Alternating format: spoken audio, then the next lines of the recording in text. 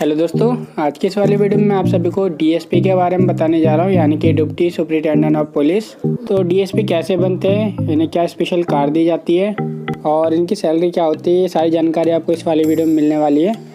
तो बिना time waste किए शुरू करते हैं। तो डीएसपी, जिसकी फुल फॉर्म होती है डिप्टी सुपरिटेंडेंट ऑफ पुलिस, और इनकी जो पहचान होती है, इनकी वर्दी के पट्टी पे 3 स्टार होते हैं, उसके नीचे कोई लाल और नीले रंग की पट्टी नहीं होती है। और जिस स्टेट के डीएसपी होते हैं उस स्टेट का नाम लिखा रहता है। लाल और नीले रंग की पट्टी केवल इंस्पेक्टर रैंक तक होती है, उसके बाद डीएसपी से कोई ऐसी पट्टी नहीं होती है।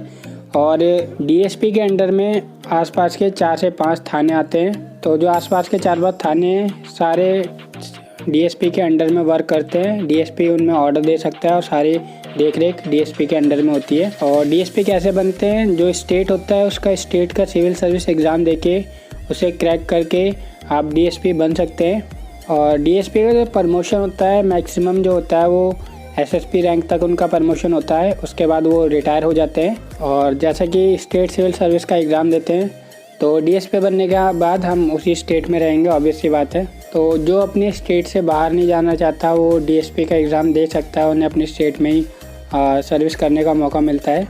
और अगर इनकी सैलरी की बात करूँ तो इनकी जो बेसिक सैलरी 56,100 और मिनिमम ग्रॉस सैलरी 78,000, कम से कम इन्हें 78,000 रुपये मिल जाते हैं। ये कम से कम है और डिपेंड करता है ये कौन से डिस्ट्रिक्ट में है, तो वहाँ के अलाउंस वगैरह के हिसाब से, उस स्टेट के अलाउंस के हिसाब से। अगर वो ज़्यादा डेवलप डिस्ट्रिक्ट में होंगे तो वहाँ अलाउंसेस ज़्यादा होगा, तो फिर उनकी सैलरी ज़्यादा मिल जाती है। तो कम से कम 78,000 इन्हें सैलरी मिलती है।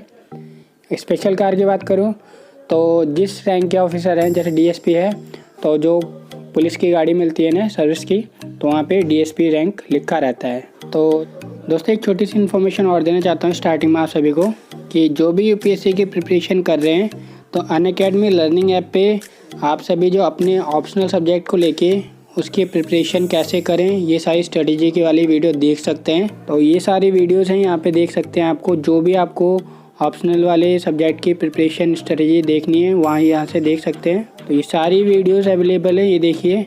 और ये सारी वीडियो बिल्कुल फ्री अवेलेबल है। आपको बस अनअकैडमी लर्निंग ऐप डाउनलोड करना है, उस पर रजिस्टर या साइन अप करना है। उसके बाद लिंक डिस्क्रिप्शन बॉक्स में क्लिक करके ये सारी वीडियोज़ आप फ्री में देख सकते हैं, इसका कोई चार्ज नहीं है।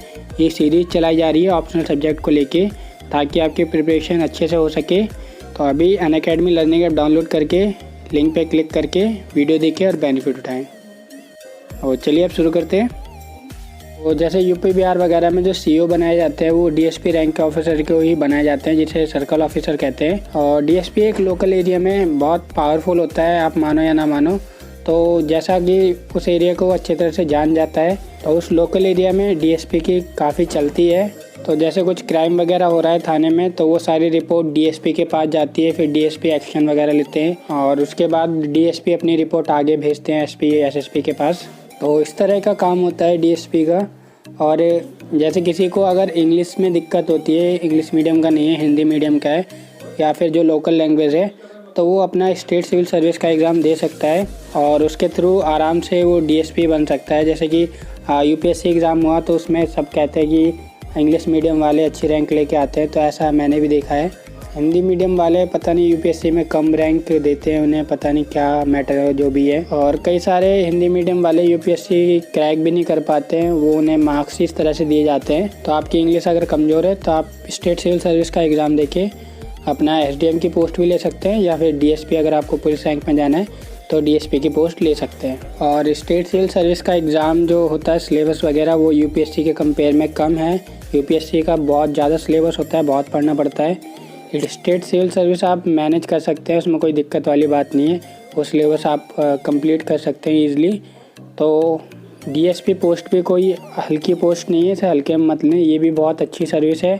बहुत सारी फैसिलिटीज़ आपको मिलती रहती है, जो गवर्नमेंट हाउस वगैरह हो गए, और पेट्रोल डीजल खर्चा, इलेक्ट्रिसिटी बिल, ये सारे आपको मिलते रहेंगे, कोई दिक्कत नहीं है। और आपके अंडर में 4-5 थाने आ रहे हैं तो कोई कम बात नहीं है। 4 से 5 एसएचओ आपके अंडर में वर्क करेंगे और साथ ही साथ आपको अपना लोकल एरिया मिल रहा है वर्क करने के लिए, तो क्या दिक्कत की बात है, अच्छी पोस्ट है। तो और कुछ जानकारी चाहिए तो आप कमेंट करके पूछ सकते हैं। तो मिलते हैं अगली वीडियो में। Thank you very much, thanks for watching.